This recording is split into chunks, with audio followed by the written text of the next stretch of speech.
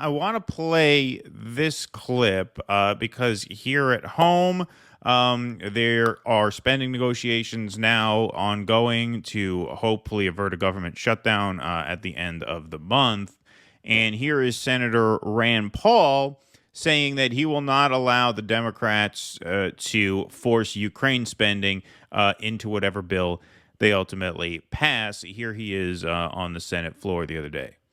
A CNN poll from August shows that a majority of Americans now oppose Congress authorizing additional funding to Ukraine. And now there are those in the Senate who would refuse to listen to these voices coming from a war-weary nation, and who would hold the federal government hostage by inserting $24 billion more for Ukraine.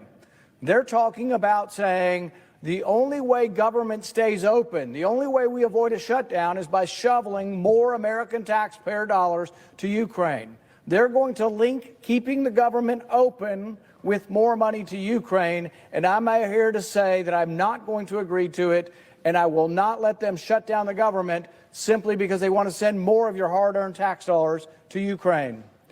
Either the American people fund an endless war in Ukraine, or the uniparty threatens to shut down the government.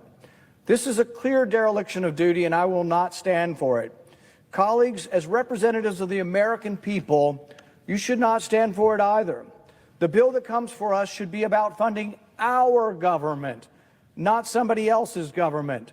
I will not give consent to a bill that includes funding for Ukraine in keeping our government open. So I think that for the Republicans, this is a pretty good long-term investment. By long-term, I mean until Election Day 2024, because what they see is polling for Ukraine support slipping, and assuming this does go on forever, as a lot of people, both inside and outside Washington, in the public and private sector, as we'll get to in a little while, are saying it might go on. It's likely to go on for a very long time. I think by this time next year, this will be an even more winning issue for Republicans if they take that kind of tack. And the thing that's just so bizarre about all of this is growing up, you're a few years younger than me, but not much younger than me. But growing up, what it meant to be on the left was you had to be anti-war and anti-censorship.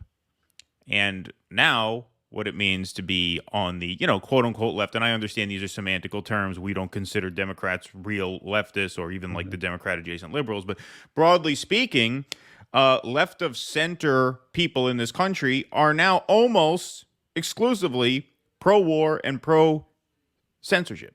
So it's just completely turned. Now, there's a lot of opportunism on the part of the Republican Party when it comes to a lot of this rhetoric. Obviously, Rand Paul is coming at this from a sort of deficit hawk point of view as well. He talked a lot about that in that floor speech. But it's still just astounding to see this kind of rhetoric coming from the party that growing up during the Bush years, you would never see this from a right-of-center politician ever. Yeah, and it is important to note and to point it out, because it does show just how much has changed in the last couple of decades. I mean, we all were around, hopefully, during the Bush years that are watching this program. Maybe some were not, but now that I'm definitely showing my age here, and there's plenty of people, I still get astounded that there are people who were just children or not even born yet when George W. Bush took the helm. But nonetheless, I mean, we remember that time. It seemed like, at least in the way that politics were configured, that the Democrats were the so-called party against war, although many of them voted for the Iraq War. But when the disaster of Iraq and Afghanistan started to take its toll, there are many Democrats who opposed what was going on for partisan reasons. And that actually did lead a lot more people to hit the streets when maybe those who were left of the Democrats were organizing anti-war rallies. So it was a much different time. And then, of course, with Obama killed the left. He neutralized it. He destroyed. He was so effective in essentially selling war, selling austerity to what ostensibly believe themselves to be the left. And so the consequences of that now are the Democratic Party and the neocon foreign policy establishment are attached to the hip. Of course, Wall Street is a big part of this too. And so what you get when political conditions change is the Republicans, regardless of what their and I believe, I agree with you, Keaton. I do believe that this is partisan in many respects, but it really doesn't matter when you look at, well, why is this happening? Why is it happening? Why would the Republicans oppose something like Ukraine? I mean, the Republicans historically have been the most Cold War infected, diseased political machine in the history of the United States. I mean, I wasn't around when Reagan was president, but a lot of people remember Ronald Reagan, despite all of the romance with him about maybe being the one who helped settle things down between the Soviet Union and the United States. And that wasn't actually true. He was pushing forward to a hot war with the Soviet Union while promoting the most crass anti-communist rhetoric. That's the Republican Party. And now you would think Ukraine would be the seminal project. And there are many Republicans who do believe that. But at the same time, even if there are just a few voices, it shows the cracks, and it shows that the political establishment as a whole, regardless of their opportunism and their reaction and their just, how despicable they are, warmongers they are, there's some real politic here that this isn't going well, that this cannot last.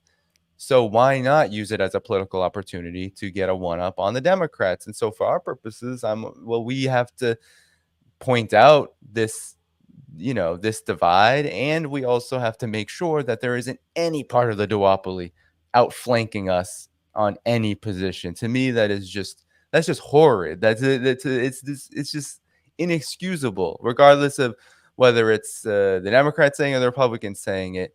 If you are to the right of that, then you're doing something very wrong. And you were talking about Democrats or people who are adjacent to the Democrats, or maybe even a little bit outside, not necessarily always being the left to Bernie Sanders folks, et cetera. And I would agree with that. But there are many people who call themselves socialists and communists who say, I wouldn't support a Democrat or Republican, who still tout State Department talking points on any given issue. And there's a long history for why that is. There's a lot of McCarthyist infiltration. And also, there's just the fact that the war propaganda is so deep that even forces like this are willing to take up the mantle of the empire and try to shove it down our throats. And that's a huge problem. And to me, it's one of the most infuriating ones, because it makes it difficult to even associate. And I see this now more and more, associate with any kind of term, the left. I think that's one thing we're struggling a lot with is, well, what is our political program and how do we truly define it? I don't think we should abandon the left necessarily, but we're going to have to distinguish ourselves and keep working on distinguishing ourselves from people like that, because we can't be. It doesn't matter how left you look. If you stand on the side of the CIA, you're not left. You are a useful idiot. You're a tool for the empire. No better than Bernie Sanders, AOC, and certainly also the political establishment at large.